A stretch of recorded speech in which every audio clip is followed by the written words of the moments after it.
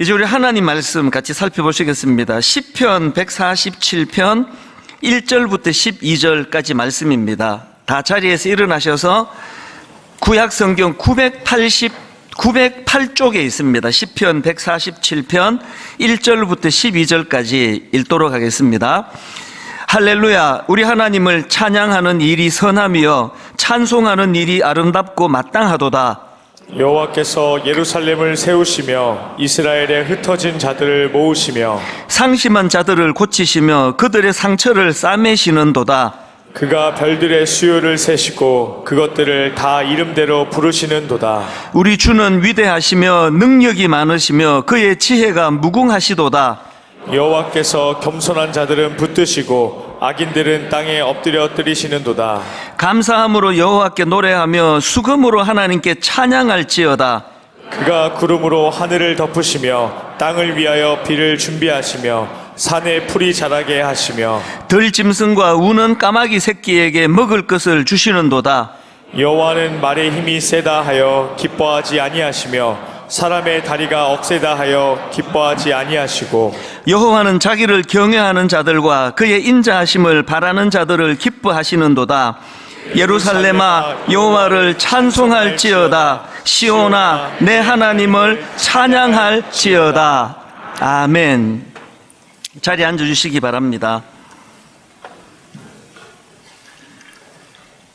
헨리 워즈워스 롱펠로우가 쓴 잃은 것과 얻은 것이라는 제목의 시가 있습니다.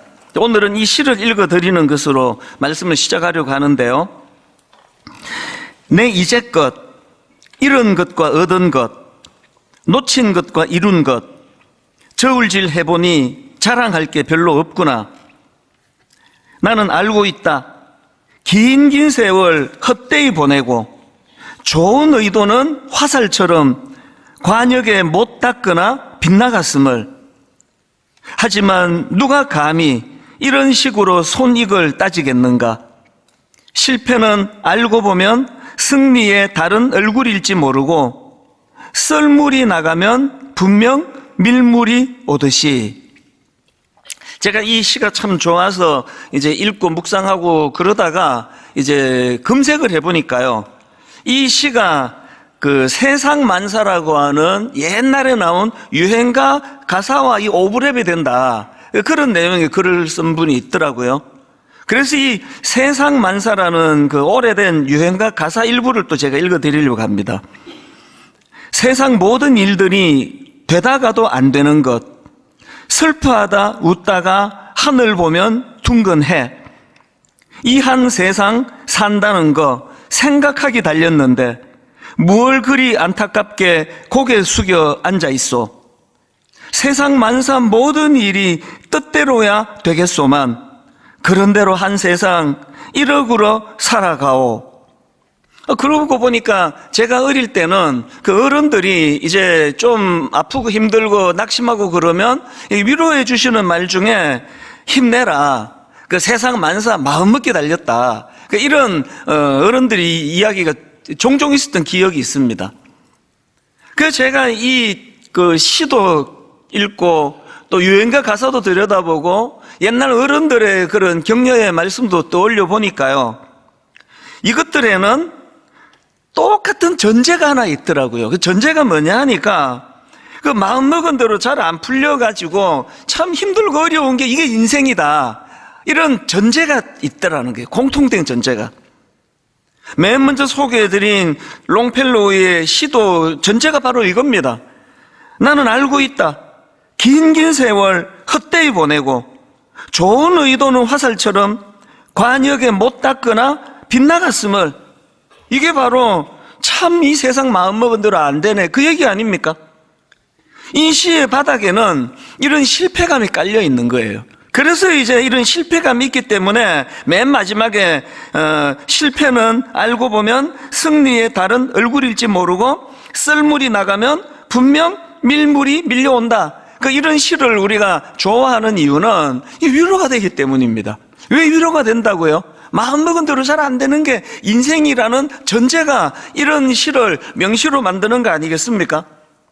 그 세상 만사라는 그 유행가 가사도 마찬가지입니다. 이 유행가에 보면 이 가사에 보면은요, 세상 만사 모든 일이 뜻대로야 되겠소만.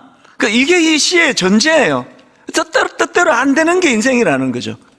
옛날 어른들이 위로해 주시던 그 말씀도 언제 그런 위로를 한다고요? 그 세상 만사, 그 마음먹기 달렸다. 힘내라. 이게 잘 안 되는 일들을 겪기 때문에 이런 어른들의 격려가 기억에 남는 거 아니겠습니까? 오늘은 이제 한 해의 마지막 날입니다. 지난 한 해를 돌아보면은 모두가 그러셨을 거예요. 뭔가를 위하여 열심히 달렸습니다. 열심히 달리고 또 달리고 그렇게 하고 목표를 향해 내달리는 한 해였는데, 여러분 중에 혹시 그래서 나는 유감 없다, 이제 나는 목표 다 이루었다, 올 한 해 나는 깔끔하게 정리할 수 있다, 이렇게 생각하고 말하시는 분이 그렇게 많지 않으실 거라고 생각을 합니다. 왜 그렇습니까? 열심히 달리긴 했지만 세상 만사 뜻대로 안 되는 거거든요. 이런 의미에서 제가 오늘 이 본문 말씀을, 이제 시편 147편 이 말씀을 제가 묵상하고 이걸 설교해야 되겠다고 생각한 거는 바로 이게 인생이기 때문입니다. 아까 그 롱펠로우의 시에 나오는 19 다시 읽어드릴까요? 나는 알고 있다. 긴 세월 헛되이 보내고 좋은 의도는 화살처럼 관역에 못 닿거나 빗나갔음을, 이런 아픈 고백을 해야 되는 게 인생이라고 한다면, 예수 믿는 우리는 이런 세상을 어떻게 살아가는 것이 우리 삶에 이것이 위로가 되고 힘이 될 수 있는가, 제가 이제 이 시편 147편 말씀을 가지고 이런 주제를 좀 살펴보려고 하는데요. 오늘 본문 시편 147편도 보면은 그 전제 배경이 굉장히 어두운 현실을 배경으로 하고 있다는 것을 알 수가 있습니다. 자, 오늘 본문 2절과 3절입니다. 여호와께서 예루살렘을 세우시며 이스라엘의 흩어진 자들을 모으시며 상심한 자들을 고치시며 그들의 상처를 싸매시는도다. 지금 이런 말씀이 왜 나왔습니까? 지금 이스라엘 백성들의 현실은요, 여호와께서 예루살렘을 세우신다. 전제가 뭡니까? 무너져 있다는 거죠. 지금 그들의 상태는 상심한 상태예요. 상처를 싸매신다는 것은 자기들 힘으로 어떻게 할 수 없는 상처 속에 있다는 것이 이게 전제거든요. 실제로 이 시편 147편은 이스라엘 백성들이 바벨론의 포로로 끌려가는 그 비참한 역사, 그러다가 이제 겨우 귀환한 그런 상태를 배경으로 한 시거든요. 그래서 이 시의 배경에 대하여 구약학자입니다. 그 김정우 교수님이 한 설명을 제가 읽어드릴 텐데 한번 들어보십시오. 이 시의 배경입니다. 지난 수십 년 동안 예루살렘은 돌무덤이 되었고 이스라엘 백성들은 온 세상에 흩어졌으며 그들의 마음은 회복이 불가능할 정도로 깊은 상처를 받았다. 그들은 조상들의 죄와 어리석음 때문에 나라가 망하고 포로로 잡혀간 것을 보았다. 어디를 돌아봐도 옛 평화와 영광을 회복할 기미는 보이지 않았고 예루살렘의 재건은 요원해 보였다. 바로 이 시점에서 시인은 그의 현실을 도피하지 않고 주님을 새롭게 바라보는 것이다. 그 교수님의 이런 배경 설명의 결론이 이거예요. 이 시는 인생과 역사의 겨울, 봄도 아니고 여름도 아니고 가을도 아니에요. 이 시는 인생과 역사의 겨울을 살고 있는 사람들을 위하여 부른 노래이다. 그런 설명을 제가 읽으면서 이 시가 필요한 건 특별히 오늘 예배 드리는 가운데 한 해를 정리하면서 유난히 마음이 쓰라리시고 유난히 실패감이 크시고 잠을 이루지 못하시고 참 세상 만사 마음먹은 대로 이게 잘 안 되는 거구나, 이런 아픔을 겪고 계시는 분이 계시다면 이 말씀이 더 그분들을 위하여 주시는 말씀이라고 그렇게 받으시면 될 것 같습니다. 제가 오늘 이제 우리 모두가 다 이렇게 세상 만사 마음먹은 대로 잘 안 되고 그래서 의도하지 않은 상처를 받고 아프고 쓰라리고 이런 게 인생이라고 한다면 우리 모두가 이 인생길 가운데 치료해 주시고 싸매어 주시는 이 하나님의 일하심을 사모해야 된다는 거죠. 신앙생활은 그 어디 붙이고 다니는 액세서리가 아니에요. 그 십자가 목걸이 하나 걸고 다니면 그게 크리스찬이 되는 게 아니고요. 신앙생활은 액세서리 같은 게 아니라 하나님의 일하심을 경험하는 거예요. 실제적으로 싸매어 주시는구나. 실제적으로 쓰라린 내 마음을 주님께서 어루만져 주시는구나. 무너져 버렸는데 회복시켜 주시는구나. 그래서 제가 오늘 설교 제목을 하나님께서 일하시도록 이렇게 잡아봤습니다.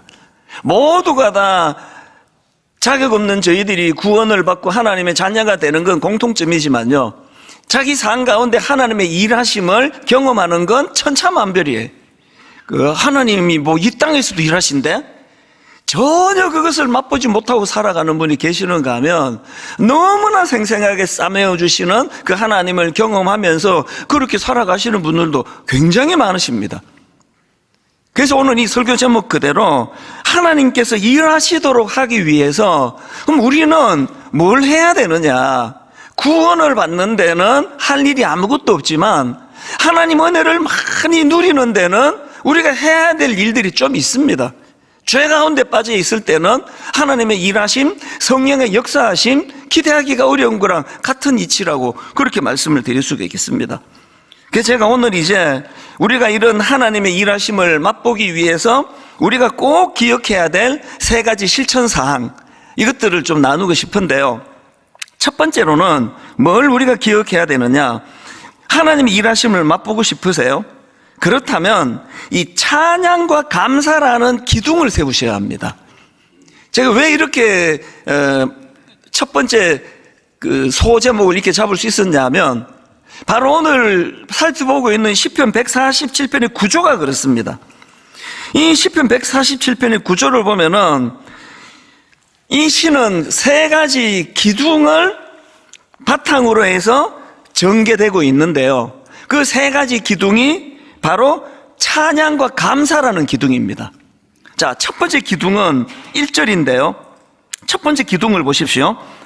할렐루야, 우리 하나님을 찬양하는 일이 선함이여 찬송하는 일이 아름답고 마땅하도다. 그렇게 첫 번째 기둥을 세우고는 그렇게 찬양해야 되는 이유에 대해서 6절까지 쭉 설명하는 형식이고요.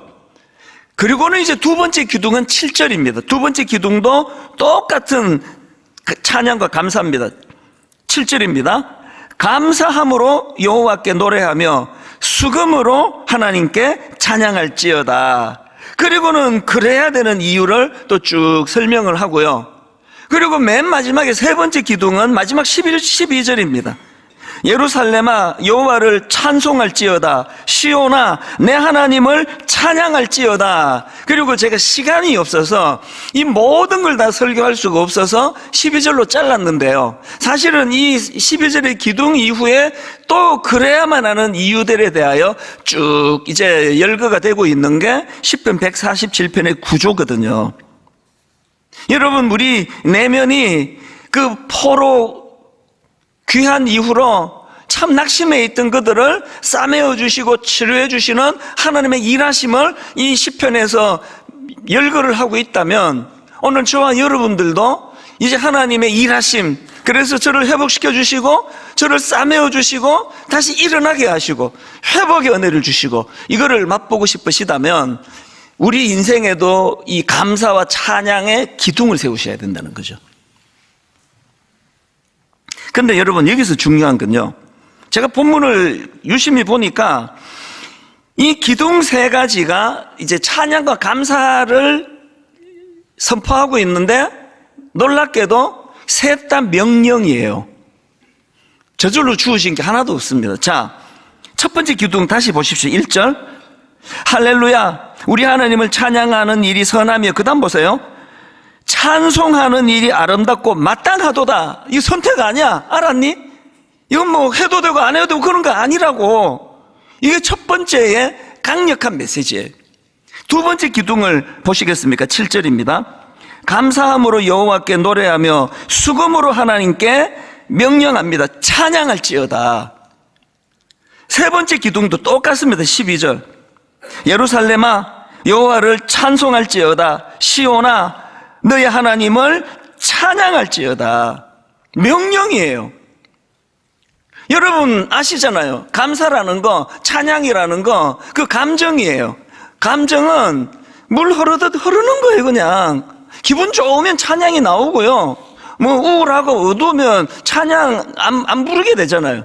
막 뜨겁게 옆에서 찬양을 예배 시간에 불러도 마음이 우울하고 어두우면 못 불러요. 막 겨우 이제 막 신용회로도 하자는 분들을 보면은 한 2옥타브 깔아가지고 예루살렘아, 뭐 이게 뭐 저게 찬양인지 무슨 신음소리인지, 그게 정상입니다. 그게.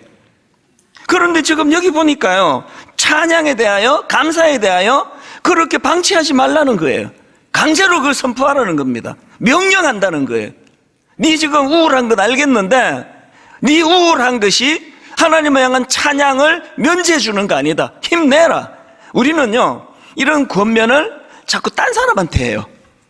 자기 배우자한테도 하고 자녀들한테도 하고 뭐 다락방 가서 또 순원들한테 하고 그러는데요, 이 말씀을 가장 우리가 유념해야 되는 건 놀랍게도 찬양과 감사에 대한 선포와 명령은 우리 자신에게 해야 돼요. 저는 여러 번 말씀드렸잖아요. 우울하고 어둡고 깔아앉으면 막 저를 꾸짖어요. 정신 차리라고. 뭘 끝까지 그렇게 힘이 빠져 있느냐고. 그 뭐 누가 봤으면은 뭐 엄청난 일을 당한 것 같겠다. 답답하냐고? 그럼 나가. 공원에라도 걷다가 와. 막 저를 그냥 그렇게 다그쳐가지고, 그러고 문 열고 나가면서 찬양하는 거예요. 그리고 입으로 안 나오면은 듣는 거예요, 찬양을. 그렇게 한 10,000번 걷고 나면은요, 몸만 상쾌해진 게 아니에요. 영혼도 회복이 돼요. 그리고 많은 전문가들이 그게 너무나 우리 신체의 원리라고 그런 말을 하더라고요. 여러분, 어두울수록, 우울할수록, 답답할수록 찬양의 기둥을 세우셔야 돼요. 감사의 기둥을 세우셔야 합니다. 우리가 이렇게 찬양과 감사로 기둥을 세우고 나면 그때 비로소 하나님의 일하심이 보이기 시작합니다. 2절과 3절입니다. 여호와께서, 주어가 지금 맨 앞에 여호와께서로 나옵니다. 여호와께서 예루살렘을 세우시며 이스라엘의 흩어진 자들을 모으시며 상실한 자들을 고치시며 그들의 상처를 싸매시는도다. 우리가 우리 상처를 싸매지든가요? 내 우울한 마음을 내가 애써서 회복이 안 되는 거거든요. 누가 합니까? 하나님이 하세요. 하나님의 일하심이에요. 그분께서 우리를 세우시고 모으시고 고치시고 싸매어 주시는 거, 이거 선포해야 선포. 제가 이 본문 말씀을 묵상하다가 열왕기상 18장에 나오는 엘리야 선지자가 불쑥 떠올려졌는데요, 열왕기 18장의 상황은 지금 민족적으로 극심한 가뭄이에요. 안 그래도 건조한 그 나라가 지금 3년 6개월 가뭄입니다. 이 말로 다 할 수 없이 드라이해진 상태거든요. 그런데 그 내용을 다루고 있는 열왕기상 18장 41절에 보면은 엘리야가 아합왕에게 이상한 소리를 해요. 뭐라고 얘기하는가 보니까 엘리야가 아합에게 이르되 올라가서 먹고 마시소서. 큰 빗소리가 있나이다. 눈을 씻고 봐도요, 이 41장 상황에서 빗소리는 고사하고 손바닥만한 구름도 나중에 나와요. 그냥 아무것도 없는 상황이에요. 그런데 지금 엘리야는 지금 거짓말하고 있는 겁니까? 과장하는 겁니까? 왜 하나님의 종이 이런 이상한 이야기를 하느냐고요. 그런데 여러분, 엘리야가 왜 큰 빗소리가 들린다 이런 말을 하는가 하니까 그 내용이 지금 열왕기상 18장 41절이라 그랬는데요, 이 열왕기상 18장 1절 말씀의 스타트가 이렇게 시작을 합니다. 18장 1절. 많은 날이 지나고 제3년에 여호와의 말씀이 엘리야에게 임하여 이르시되 너는 가서 아합에게 보이라. 하나님이 말씀하세요. 너는 가서 아합에게 보이라. 내가 비를 지면에 내리리라. 열왕기상 18장 말씀이요, 이 하나님의 약속으로부터 시작을 해요. 엘리야는 약속을 받았습니다. 그런데 아직은 약속이 이루어지지 않고 있습니다. 구름 하나 보이지 않습니다. 그러니까 뭐라고 이야기합니까? 만약에 엘리야가 아합에게 큰 비가 옵니다, 이건 거짓이에요. 그렇게 말하지 않습니다. 빗소리가 들린다는 거예요. 누구에게? 자기에게요. 이해가 되세요? 오늘 우리 신앙생활이 말입니다, 이 해가 바뀌면 새해라 그래요. 그리고 꼭 새해를 설명할 때는 새해가 밝았다 그래요. 그 새해가 밝아옵니다. 왜 그렇게 표현합니까? 새해가 밝아온다는 건 뭘 전제로 하는 겁니까? 지금이 안 밝다는 거잖아요. 지금이 어둡다는 거잖아요. 지금이 우울하고 힘드니까 서로 용기를 주느라 득담을 하느라 이제 새해가 밝아옵니다. 그런데 여러분, 제가 이 나이까지 살아봐도요, 달력 떴고 교체한다고 밝아지지 않던데요. 새해가 뭐가 밝아지느냐고요. 더군다나 지금 많은 전문가들이 이제 내년은 더 이제 힘들다, 경제적으로 특히 이제 이게 뭐 보통 문제가 아니라는 그런 전망들을 많이 내려놓고 있거든요. 그야말로 3년 6개월 지금 비가 오지 않은 가뭄의 상태, 영적으로 더 말할 것도 없습니다. 그럴 때 여러분, 우리가 이 하나님의 약속을 말씀을 들을 수 있다면요, 예배 시간에 우리가 하나님의 이 소망의 말씀이 내게 임할 수만 있다면요, 그럼 우리가 하나님 앞에 엘리야와 같이 참 너무너무 힘들고 어려운 그분들에게 빗소리가 들려요.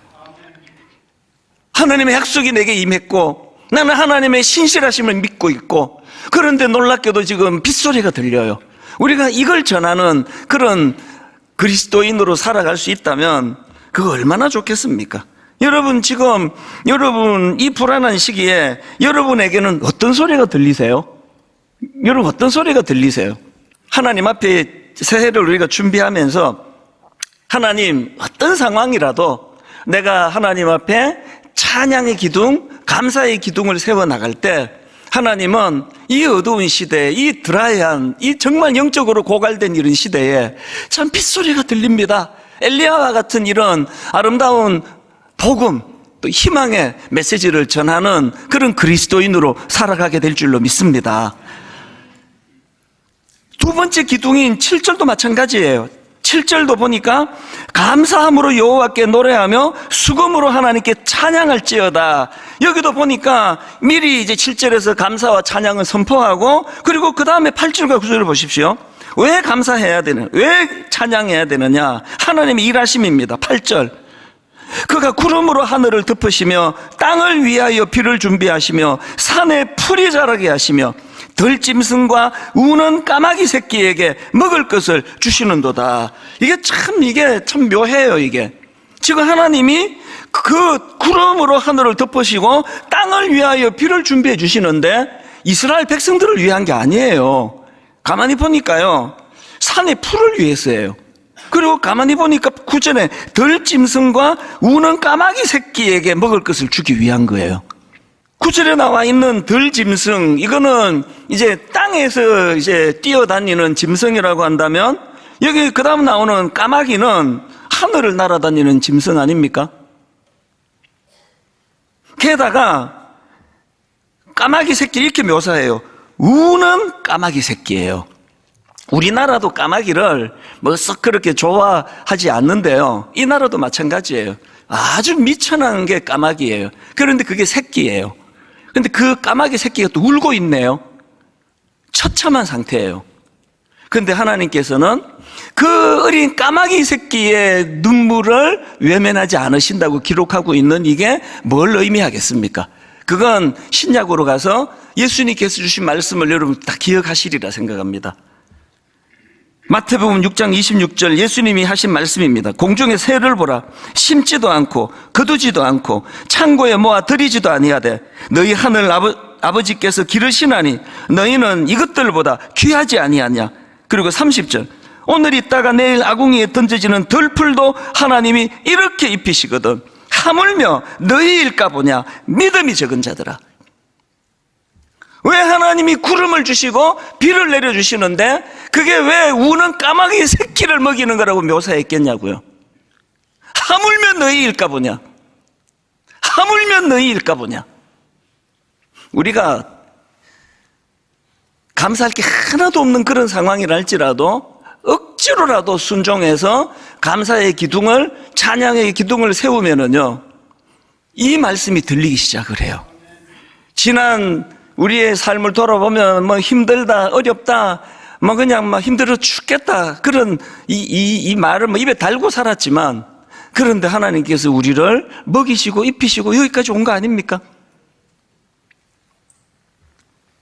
그런가 하면은 두 번째, 하나님 일하심을 믿는 우리가 두 번째 해야 되는 실천이 뭐냐면은 하나님을 두려워하기입니다. 자, 본문 10절과 11절입니다. 여호와는 말의 힘이 세다 하여 기뻐하지 아니하시며 사람의 다리가 억세다 하여 기뻐하지 아니하시고, 여호와는 자기를 경외하는 자들과 그의 인자하심을 바라는 자들을 기뻐하시는도다. 여기 나오는 말의 힘이라는 것은 그 전쟁에 사용되던 군마의 힘이에요. 그러니까 요즘으로 치면 군사력을 말하겠죠. 강력한 군사력. 그러니까 이걸 가진 것을 하나님은 별로 그래서 그렇게 신경 별로 안 쓰세요. 그 다음에 나오는 사람의 다리가 억세다. 이 표현은 내 힘으로 나 이룰 수 있어, 이런 교만을 상징하는 표현이라고 그럽니다. 그리고 흥미로운 건요, 그 앞에 나오는 달리는 말, 그리고 강한 사람의 다리, 이거하고 하나님을 경외하는 사람을 지금 대조하고 있습니다. 이 대조가요, 출애굽기 20장에도 나옵니다. 출애굽기 20장에 보면은 하나님께서 시내산에 나타나셔서 십계명을 주시는데, 이제 백성들이 그 하나님의 임재 앞에 엄청난 두려움을 느껴요. 그래서 하나님의 임재 앞에 두려워 떨고 있는 백성들에게 모세가 어떤 말씀을 주시느냐, 이 굉장히 의미 있는 말씀을 주십니다. 자, 출애굽기 20장 20절이 바로 그런 상황에서 주신 말입니다. 모세가 이런 말을 해요. 모세가 백성에게 이르되 두려워하지 말라. 하나님이 임하시면 너희를 시험하고 너희로 경외하여 범죄하지 않게 하려 하심이라. 앞에 나오는 두려워하지 마라, 이것도 영어로 말하면 fear라는 단어 아니겠습니까? 이 영어 성경을 보면은 뒤에 나오는 하나님이 임하시면 너희를 시험하고 너희로 경외하여 할 때 이 경외도, 이것도 영어 성경으로 fear예요. fear of God. 하나님을 두려워하는 거예요. 그러니까 두려워하지 말고 두려워해라는 거예요. 이 모세의 말씀의 포인트가 뭐냐 하면, 하나님의 임재를 두려워만 하지 말고, 잘 들어보세요. 하나님의 임재를 두려워만 하지 말고 그 하나님에 대한 두려움을 죄 짓지 않는 도구로 사용해라는 거예요. 이쯤 한국 교회가 왜 이 모양이 됐는지 다 고백해야 될 때가 됐다고 생각하거든요. 여러분, 하나님 두려워하세요? 여러분, 정말 두려워하세요? 잊혀질만 하면 무슨 시사 프로그램에 나오고, 잊혀질만 하면은 세상 사람들 모두가 조롱하는 이런 짓거리를 했다고 또 무슨 프로그램에 나오고, 또 프로그램에 나오고, 이게 어떤 현상입니까? 안수받는다고 자동적으로 하나님을 두려워하는 게 아니라는 걸 말해주는 거 아닙니까? 장로가 됐다고, 권사가 되면, 모태신앙인이면 저절로 하나님을 두려워하는 게 아니라는 걸 말해주는 거 아닙니까? 여러분, 하나님 두려워하세요? 하나님을 두려워하지 않는 그 사람에게는 하나님의 역사가 나타나지 않습니다. 저 목사들인데요, 참 사춘기 중고등학교 시절, 심지어 대학교 가서도 하나님을 두려워하지 않았던 것 같아요. 성경 이게 말도 안 되는 거, 이게 이런 기적이 어떻게 일어나느냐고, 이런 생각이 나오고, 여기가 크만하게 발짱 끼고, 진짜 하나님의 능력이 성경에 이렇게 나타난다면 우리 집을 어떻게 좀 해주시. 왜 계속 이런 불평을 하고 푸념을 해야 될 때는 내 인생에 아무런 일도 일어나지 않았습니다. 두려워하지 않는데, 하나님을 두려워하지 않는데 하나님의 일하심은 없습니다. 여러분, 하나님 두려워하세요? 정말 두려운 마음으로 예배를 드리세요. 내가 하나님께 집중하지 않으면 그 하나님이 너무 경외라는 건 두려워하는 마음이에요. 목사가 하나님을 두려워하는 그 순간에 그의 목회 안에 하나님의 일하심이 일어날 줄로 믿습니다. 장로, 권사, 안수집사, 내년에 분당 우리 교회는 진짜 한번 이제 제2의 하나님 앞에서 부흥을 꿈꾸고 있는데, 그 모든 부흥을 꿈꾸는 첫 번째 단추는 하나님을 두려워하는 거예요. 지금 외도, 성적인 문제, 상상을 초월합니다. 교회 안에 말로 다 할 수 없는 일들이 일어날 거라고 많은 분들이 이야기를 합니다. 여러분, 하나님 두려워하시면 그거 계속 하시면 안 됩니다.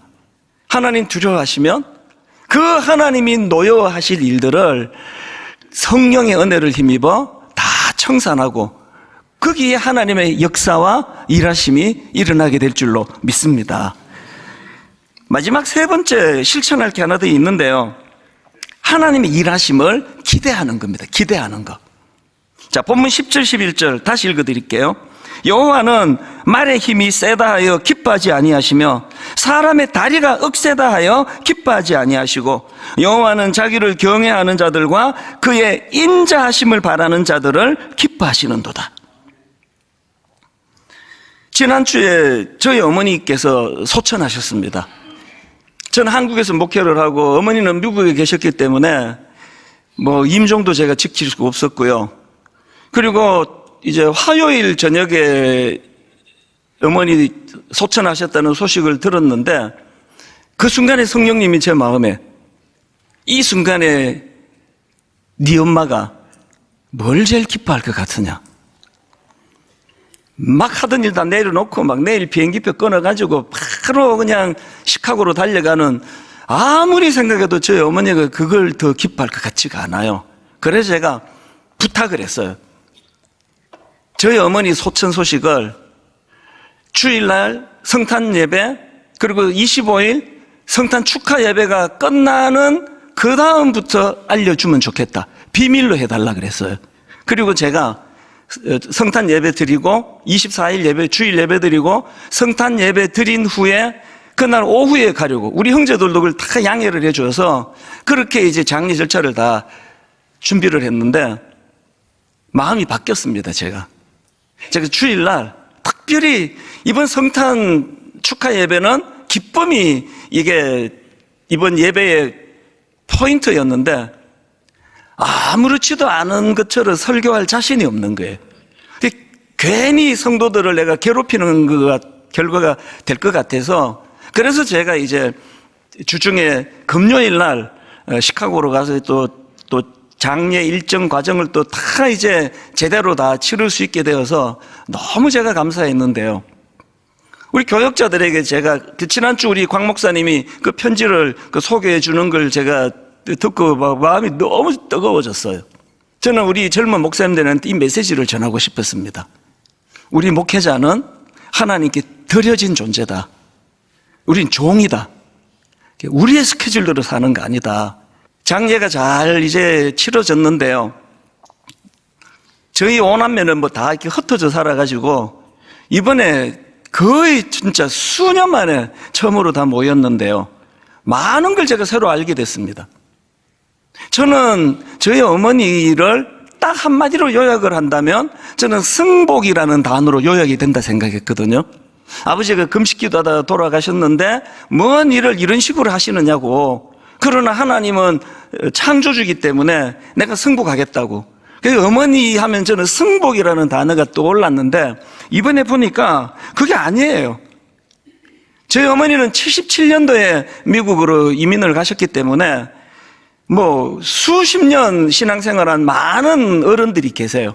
그분들이 단 한 명도 예외 없이 똑같이 하시는 말씀이 저희 어머니에 대한 설명이 승복이 아닌 거예요. 저희 어머니는요, 어떤 상황에서도 흔들리지 않는 감사의 어른이었다고.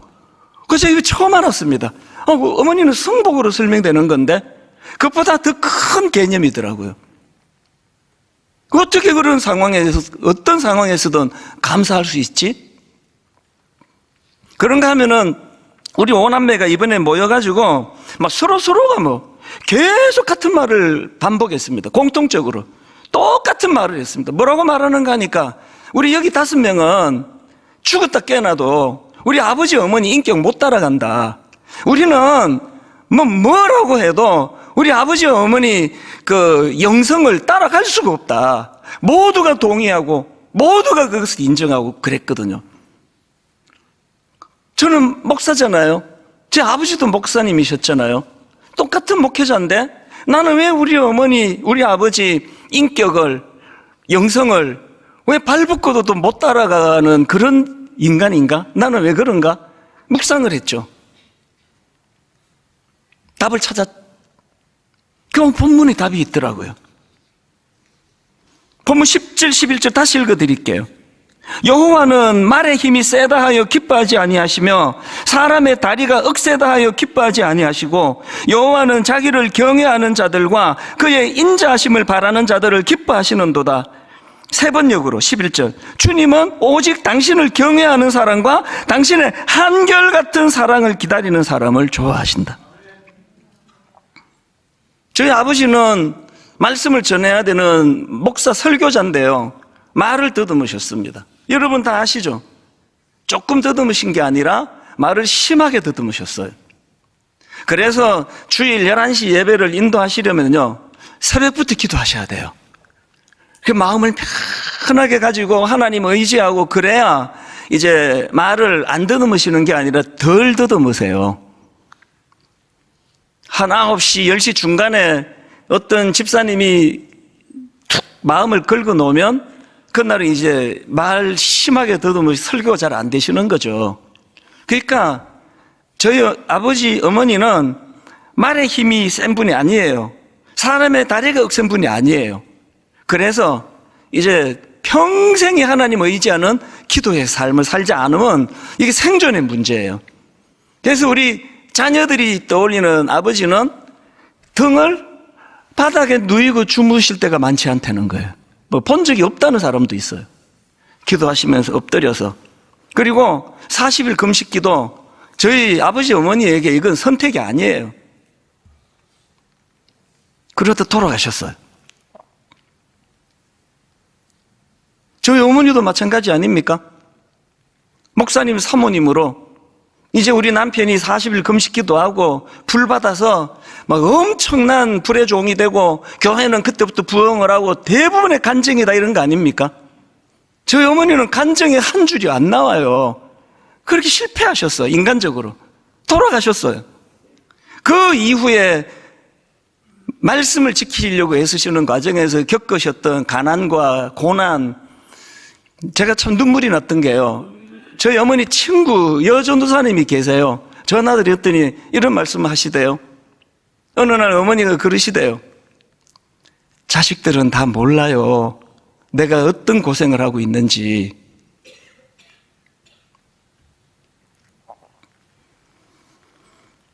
제가 감사한 건요, 저희 아버지 어머니 말에 힘이 세다 이렇게 할 수 있는 분도 아니고 사람의 다리가 억세다 이렇게 할 수 있는 분도 아닌데, 그런데 우리 부모님은 그런 연약함을 열등감으로 몰고 가지 않으시고 하나님을 의지하는 것으로 몰고 가셨잖아요. 기도하시는 분으로. 어머니 소천 소식을 들으시고 어떤 장로님이 오셨어요. 그리고는 이제 농담하면서 이런 말씀하셨어요. 목사님 이제 고하시네요. 다 웃었어요. 저도 웃고. 근데 여러분, 비행기 타고 미국 가는 동안 또 장례를 치르는 그 과정 동안 그 말이 저에게 계속 맴돌았습니다. 저 고아예요. 저를 위해 기도해 주신 어머니도 안 계세요. 그러나 여러분, 아무 문제 없습니다. 아버지 어머니가 정신을 물려주셨어요.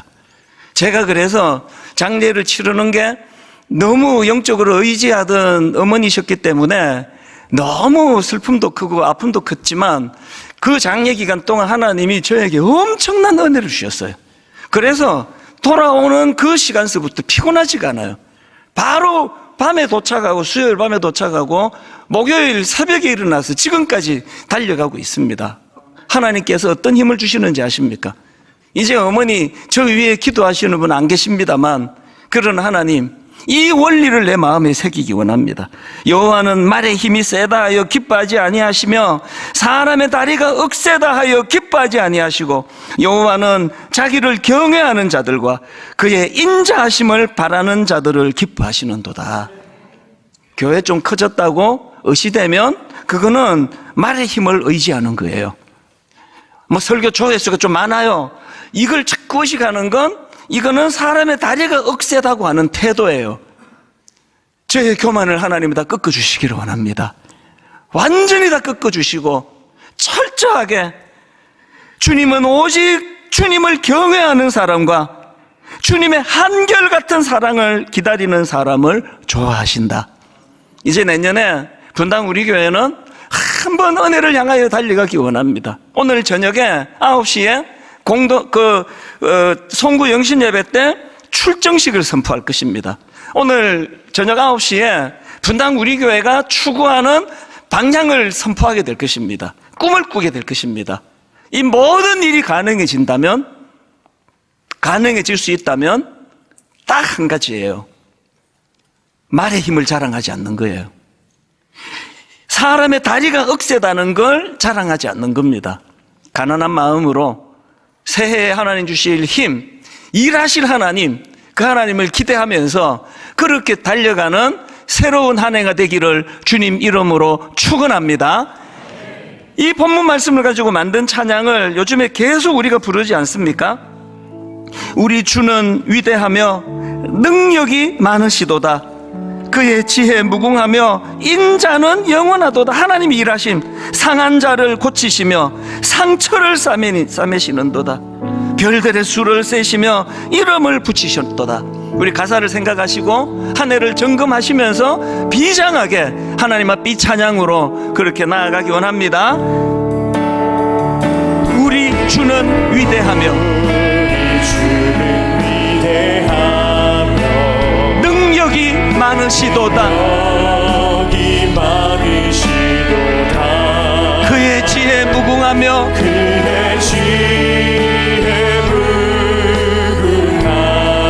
인자는 영원하도다.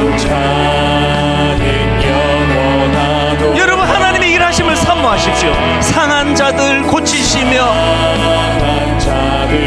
하나님의 일하심을 선포합니다. 상처를 싸매시도다. 하나님의 크신 능력, 별들의 수를 세시며 이름을 붙이셨도다. 여러분 그 하나님의 이 시간 찬양합니다. 그가 구름으로 하늘을 덮으시며 땅을 위하여 비 준비하시니 예루살렘아 여호와를 찬송할지어다.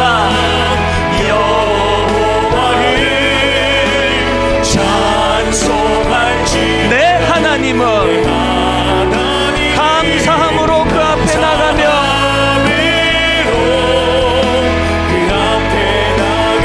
주 임재 앞에 경배해.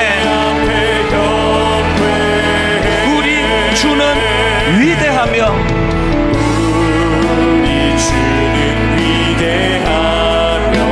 능력이 많으시도다. 그의 지혜 무궁하며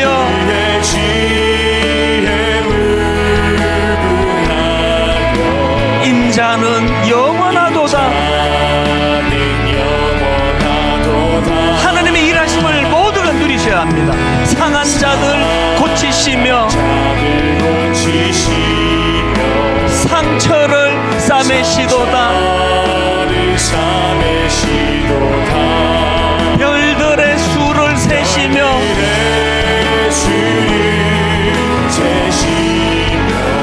이름을 붙이셨도다.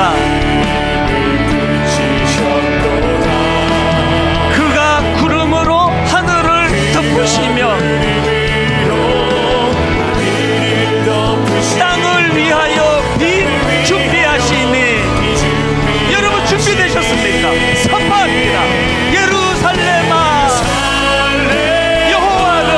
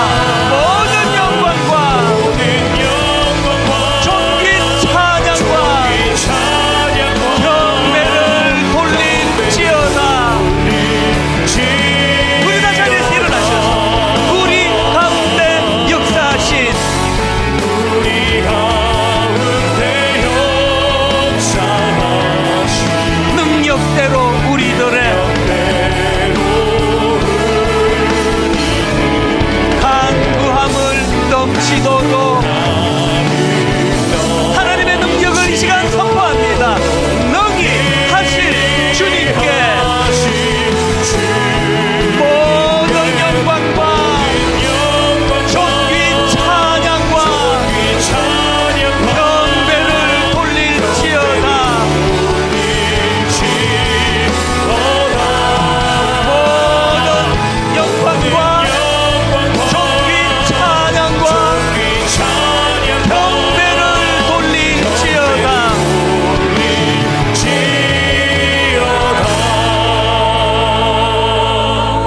한 해 마지막 날 예배입니다. 하나님께 드릴 기도가 있다면 이겁니다. 하나님, 새해에는 말의 힘이 세다 하여 자랑하지 아니하고 사람의 다리가 억세다 하여 이것 자랑하지 아니하고 주님은 오직 주님을 경외하는 사람과 주님의 한결같은 사랑을 기다리는 그런 사람을 기뻐하신다고 하는 이 사실을 기억하고, 하나님, 새해에는 내가 어떻게 해보겠다고 바둥바둥거리는 인생이 아니라 살아계신 하나님이 능력으로 일하시는 인생 되기 원합니다.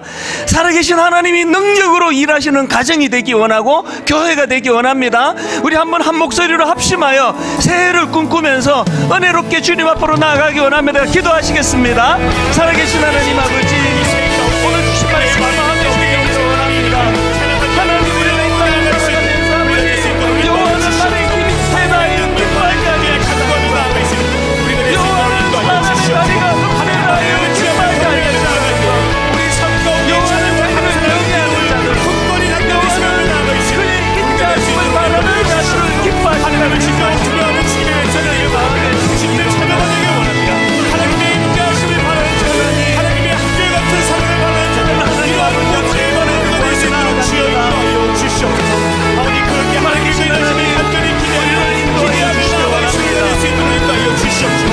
아버지, 오늘 세우는 지나가는 교회 한 가지 매일매일 모시지는 그 마음으로 하고 싶다 되시는 주님의 찬양으로 찬송으로 진리 예배하고 감사하는 이 기념 없으신 나가 있으시고 새해가 될 수 있도록 인도하여 주시옵소서. 아버지, 엘리야와 같이 그 소리가 흘린다는 고백과 같은 이 선포, 우리 인생을 돌리시는 방향을 인도하여 주시옵소서. 우리의 연약과 전영기를 하나님 앞에 기도하며 나아가시는 새해가 될 수 있도록 인도하여 주시옵소서. 우리 인생의 중심과 기준을 하나님께 돌려드리며 찬양과 감사로 세워지며 나아갈 수 있는 우리의 삶이 될 수 있도록 주여 역사하여 주시옵소서. 하나님 아버지, 너무너무 드라이한 시대입니다. 너무 아버지 건조하고 메말라 영적으로 육적으로 건들면 짜증이 나고 화가 나고 울분이 치밀어 오르는 시대를 살아가고 있습니다. 영적으로 3년 6개월 아버지 비가 내리지 않습니다. 이럴 때 하나님, 엘리사에게 주셨던 놀라운 약속의 말씀을 주시기 원합니다. 하나님, 상황은 달라진 게 하나도 없는데 엘리야 귀에 빗소리가 들린다. 아버지, 이 사실을 선포할 수 있는 믿음의 하나님의 사람들 되게 하여 주시옵소서.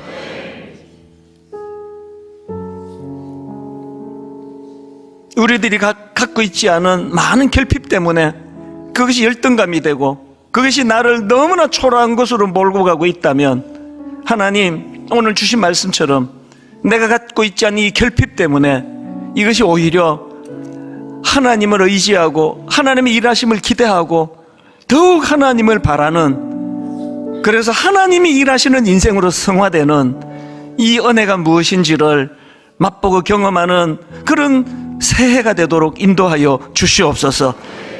오늘 저녁에 함께 모여 주님 이름으로 선포하며 출정식을 벌이기 원하는데, 하나님 여기에도 인간적인 힘이 들어가지 않도록 도와주시고 철저하게 하나님을 의지하는, 하나님 은혜를 구하는 진정한 부흥을 꿈꾸는 그런 송구영신 예배, 그리고 새해가 되도록 인도하여 주시옵소서. 우리 주 예수 그리스도의 은혜와 하나님 아버지의 다함없는 사랑과 성령님의 감동, 감화, 위로, 교통, 충만하심의 역사가 오늘 주신 말씀 마음에 담고 내가 가진 그 무엇을 과신하고 자랑하고 그것을 의지하며 살아가는 인생이 아니라, 하나님은 철저하게 당신을 기대하고 의지하고 당신을 바라보는 겸손한 사람을 기뻐하신다는 사실을 기억하며 그렇게 은혜의 자리로 나아가기로 다짐하며 예배하는 모든 주의 자녀들 머리 위에 지금부터 영원토록 함께 하시기를 간절히 축원하옵나이다. 아멘. 지금은 선교 헌금 시간입니다. 이 예배를 통해 삶 가운데 은혜와 회복이 충만하시길 간절히 기도합니다.